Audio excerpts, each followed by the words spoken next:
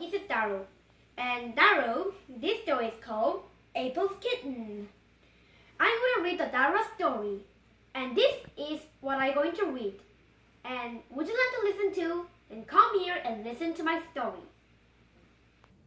April's Kitten, Clara Tourier Newberry. Daryl, what are you doing? Go down.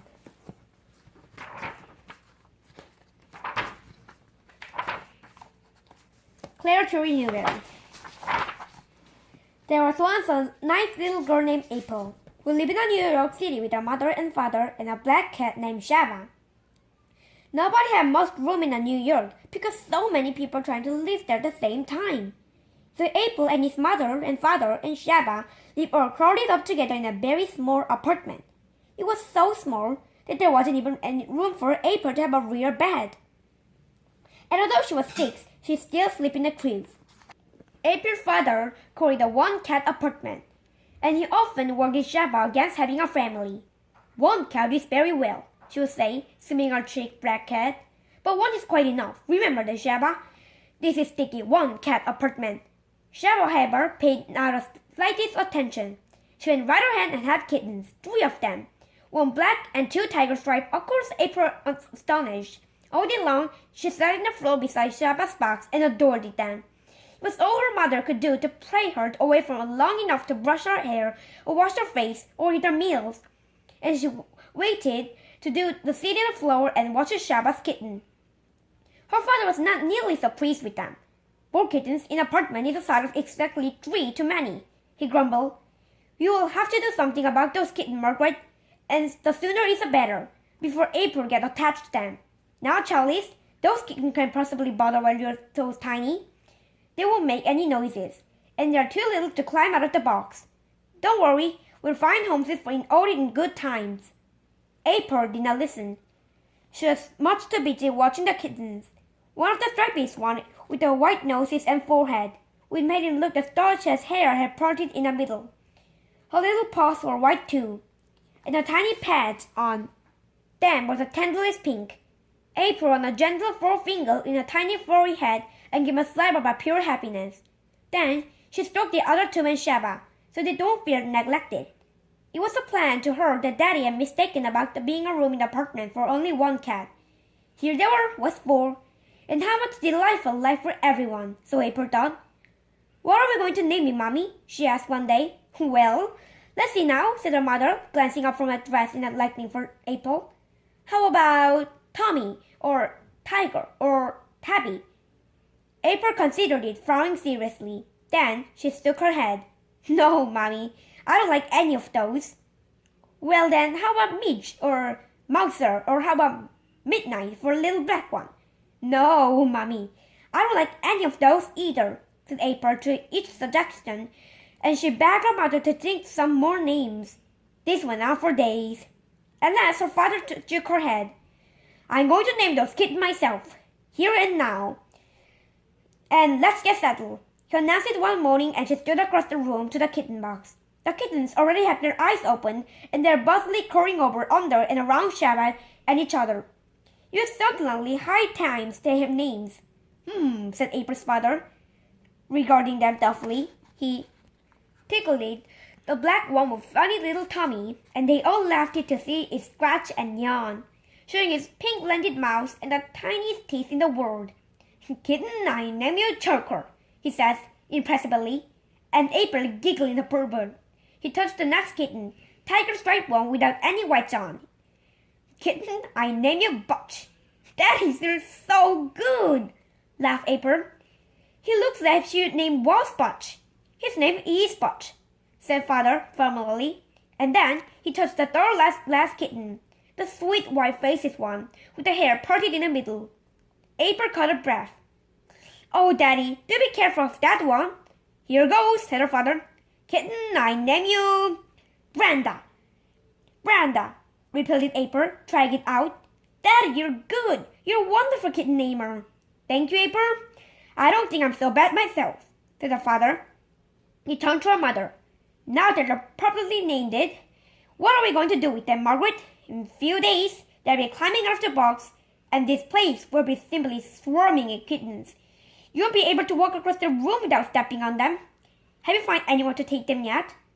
His warbird froze and were possessed of the April. Oh, Daddy, are we going to keep them? Charlie Steele, murmured his mother. That wasn't tasteful. I know, he said hesitantly, and she uneasy glanced at the April's face. Well, Margaret, I told you in the beginning you'd better do something before we shall touch them. What are we going to do? Let's keep them, Mommy. Please, let's keep them, begged April. Her mother thought for a moment. Why don't we let April keep one of the kittens and give away Shabba and another too? She suggested. April's father brightened. That's the very thing, she agreed happily. Why don't we think of that before? You'd rather have a kitten to play with, won't you, honey? Of course you would, said the mother smoothly. And we'll find nice one for the others. How would that be, darling? April looked down at the kittens, biting her eyelash raspily to keep back his tears. If she had chosen one of them, there was no doubt about which one would be. She loved them all, but Brenda, dear little Brenda with the tiny white feet and her hair parted sweetly in the middle, was far away from her favorite. But now she should give up Shabba. Do we really have to give Shabba away if we catch a kitten? She irritated. I'm afraid so, dear. You know it bothers Daddy to have so many kittens around. April sighed happily and smoothed Shabba's back violently for. Shabba, her scrunchy little charcoal, gave her hand a sudden lick with a rough tongue. And at that, April's tears spilled over and dripped slowly onto the kittens, making wet patches in their soft fur. But what should we do with Shabba, Mommy? Oh, I don't know, said the mother cheerfully. Perhaps Aunt Helen would take her. Shabba will like to live in the country, I'm sure, but if you'd rather keep her and give away the kittens, it's all right, just as long as we don't have more than one cat. That's what Daddy said, you know. Yes, Mommy, I know, said April huskily. The next day was the most important one. The kittens their first dish of milk. They didn't know what it was, to begin with, but their noses had been punched in several times. They began to get an idea. Then they tried to lap, but had a hard time of it. Either the little bubbling head won't quite reach the milk, or else they dipped in their two fur and gave up their nose, which made them sneeze, his shake of hands, and the silly little things didn't know what enough to even to keep them feet out of the dish. And they have to be lifted out again and again. Never mind, kittens, you alone, said April's mother. She put back one of them back in the box, and Shabba gave them each good bath. They needed it too, for their faces were all milky and their paws all subbling. Every time after they had some milk in the dish, and every day they squeezed their bubble less and gave one of the milk down in their throat, and rested their paws and whisker. Pretty soon they could lift it almost whereas a grown-up cat. One afternoon, Mrs. Dalton, who was friend of April's mother, came to tea. She brought a little boy with her. This is Geoffrey, April, said April's mother. The two children shook hands timidly and backed off their stare bashfully to each other. Geoffrey tugged his mother's sleeve. Mommy, Mommy, she whispered urgently. Where are the kittens? You said there would be kittens. Geoffrey is going to take one of the Shabba's kittens home with him, April, said the mother. And then, whenever we go to Geoffrey's house, you can play with the kittens again. Won't that be nice? Yes, Mommy, April in a low voice. She was very shy with strangers. They all went to the living room to look at the kittens. Kitties! Cried Geoffrey, restlessly, and she plumped down to his knees beside the box. Oh, Geoffrey, aren't they adorable? Exclaimed his mother. Which one do you want, darling? Does it matter which one he picks? Why, no, of course not, said April's mother, politely. April's heart sank. She had never said she loved Brenda the most. She hadn't wanted to hurt the other kitten's feeling. And now she was too shy to say anything. With Mrs. Dalton and Geoffrey here, he stood close to his mother and waited unhappily, while she fondled the first one squirming kittens and then another.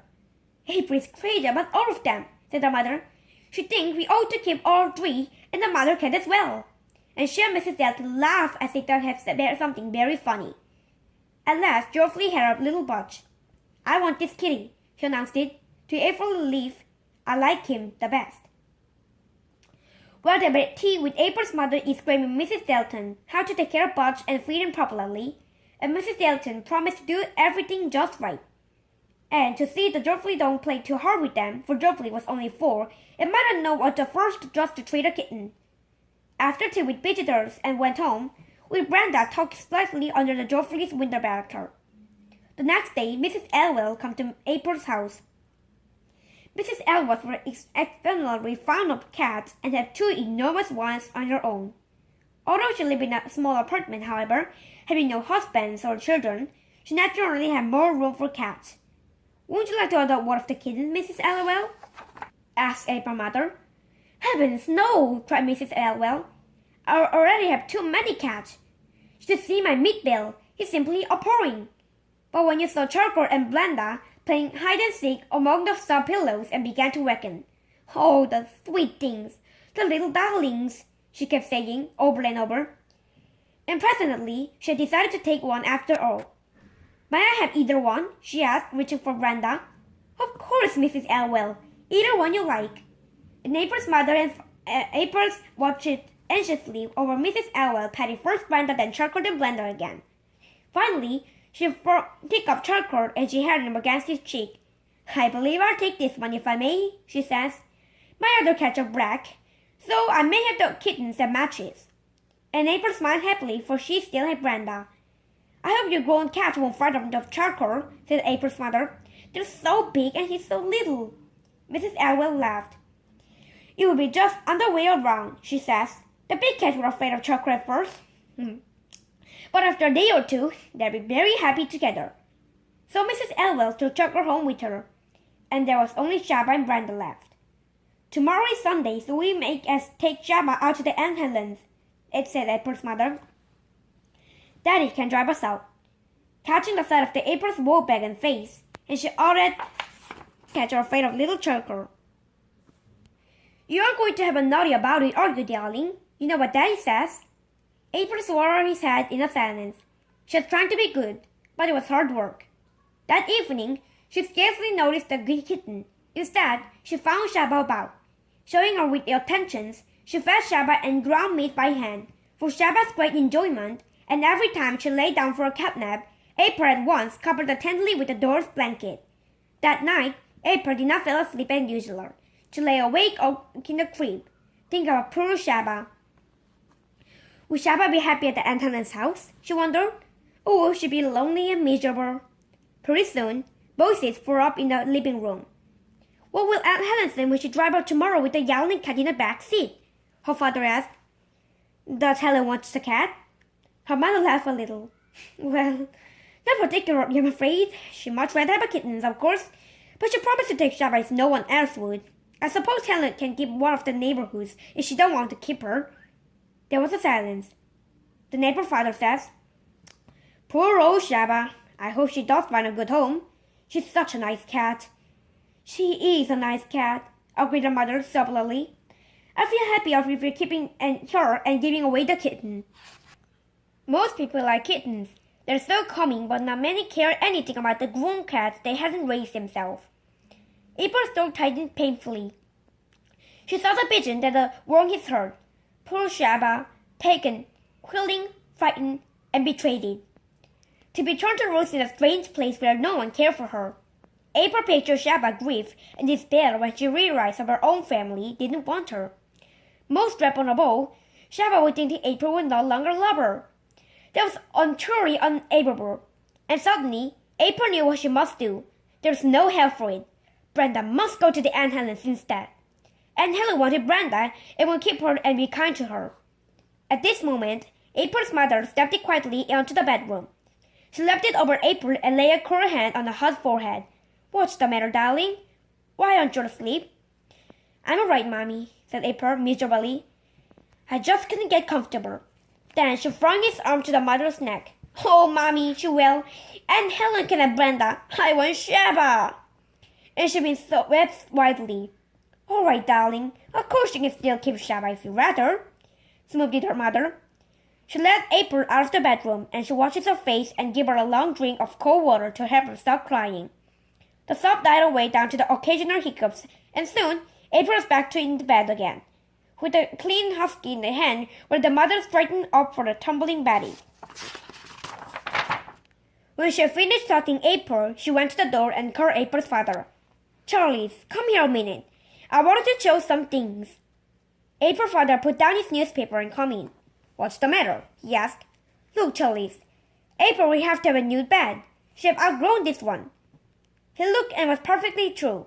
April was very small for her age, but that was why she still slept in a crib so long. But now, at last, she had outgrown it. When she scratched out his toe, touched the foot. You're right. She suddenly couldn't sleep in a crib much longer. She'll have to have a real bed.